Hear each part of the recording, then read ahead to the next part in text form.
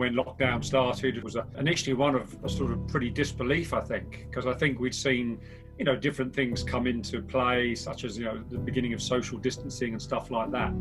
But the thought of, we were all going to be sort of confined mainly to our houses for a period of time, not be able to play any sport, not be able to meet socially and those sorts of things, I don't think have necessarily entered people's mind as clear as it had done. So yeah, I think it was a massive shock. During lockdown, one of the key things Richmond are trying to do is engage with their members and make sure that they're physically active, socially active, and still feel connected to the club really. Throughout this whole process, the club have kept engaged with everyone, and we've been given programmes to be able to keep fit during this whole process.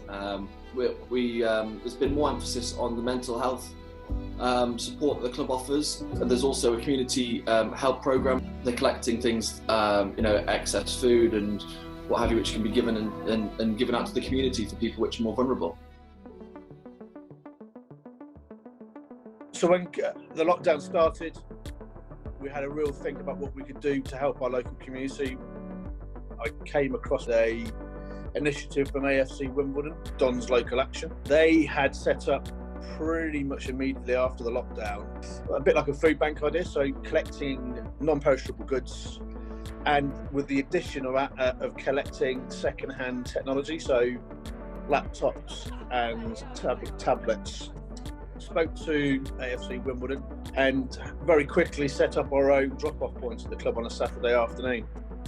Quite pleasantly surprised to load an entire SUV at the end of the first Saturday with things like tins of beans and pasta, and as well as probably half a dozen items of tech.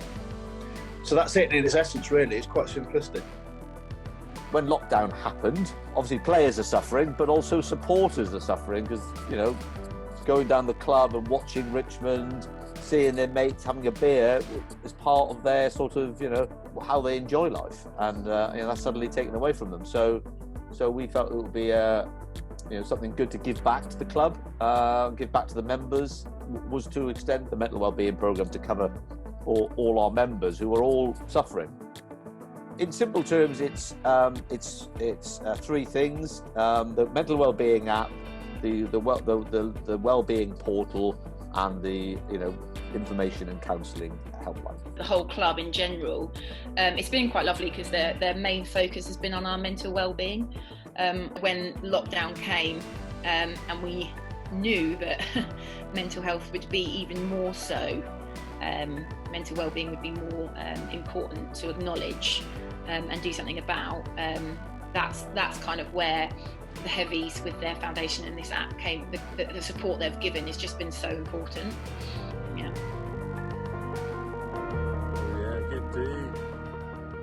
During the lockdown period, obviously things changed fairly considerably for primarily the players who worked on a day-to-day basis, but obviously for the general club members. So while we were providing a service for the players in hope that it would be a short turnaround, which is obviously not going to be the case, we then realised that there was probably a need for the wider club to get some physical activity advice, not only just for the health benefits, but also for the mental aspect of it, in terms of providing maybe a little bit of structure, small pockets of time where they can actually commit to something.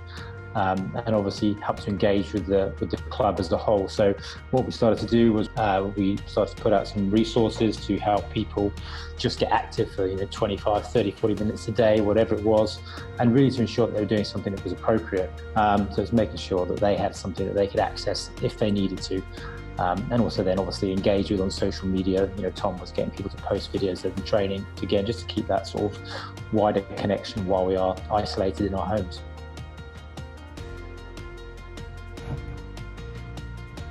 I'm very proud of the way that Richmond has adapted. Richmond is a community club, and we stay connected as best we can. So I think it's really important that people realise that, and I think they also recognise this could be for the long haul, and therefore I think we do realise we could be in this situation for quite a while. Well, that's a challenge, and we're very used to meeting challenges on a week by week basis, and I'm sure we'll continue to do so.